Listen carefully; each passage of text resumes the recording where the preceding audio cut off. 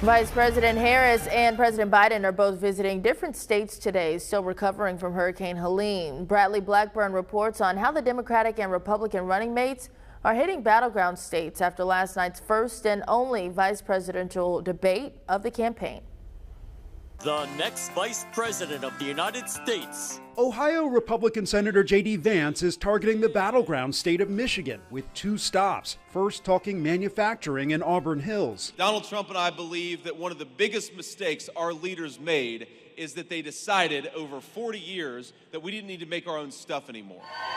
Minnesota Democratic Governor Tim Walz headed to another battleground state, Pennsylvania, for a rally with Senator John Fetterman in York. The campaign says his Pennsylvania bus tour is the start of a cross-country travel and fundraising blitz. Vice President Kamala Harris was in Augusta, Georgia, to survey damage left by Hurricane Helene. She spoke to a family that lost a loved one and handed out hot meals at a senior center.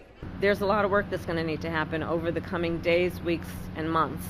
And the coordination that we have dedicated ourselves to will be long-lasting. Both campaigns praised the performance of their candidates at last night's vice presidential debate here at the CBS Broadcast Center in New York.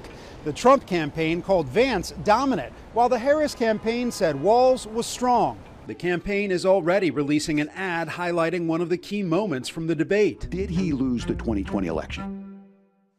Tim, I'm focused on the future. That is a damning non-answer. It is disqualifying to not acknowledge that the 2020 election was won by Joe Biden. It's as simple as that. Former President Donald Trump is trying to spin the debate into campaign dollars, spending his day fundraising in Texas. Bradley Blackburn, CBS News, New York. The Harris campaign says Walz will also be taking part in more national and local media interviews this week.